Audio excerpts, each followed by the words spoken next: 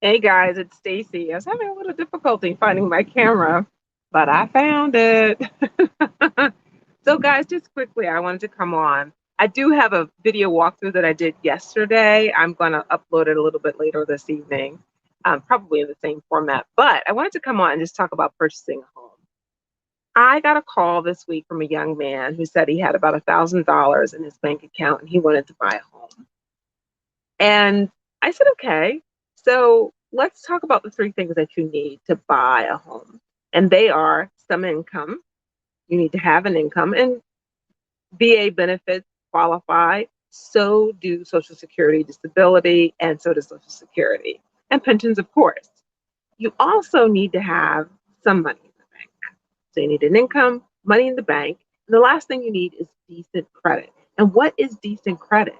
Well, this is something that I want you guys to all understand. All of these three things have minimums.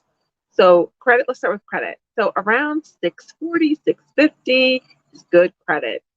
Anything less than that, you may still be able to buy a home, but you may need more money to put down to purchase the home.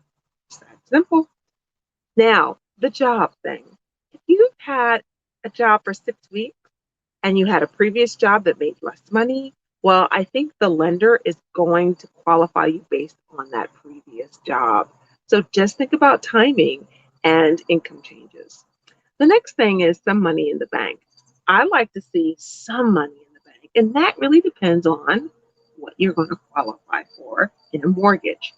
Honestly, guys, let's say 5,000 to start with if you're looking at $100,000 home, and maybe we can get you some down payment assistance, and then that will close the gap between your contribution and what you need to get to closing, which will include your earnest money deposit, all of what are known as prepaids, which might include your inspections and your appraisal fee, and closing costs and your down payment.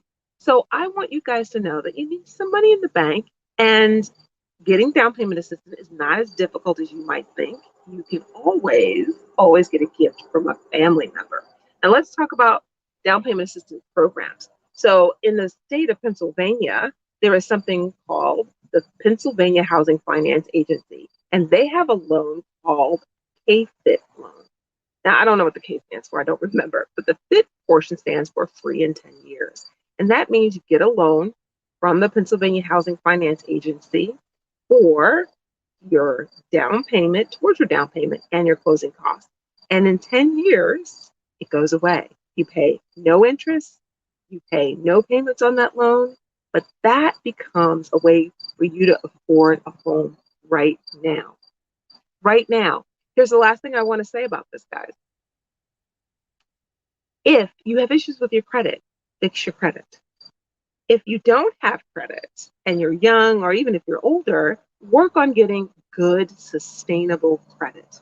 That means using credit to get more credit. And this is easy. Give me a call and I'll let you know how to do that. And for all of you 17-year-olds out there, soon to be 18-year-olds in the state of Pennsylvania, you can buy a house.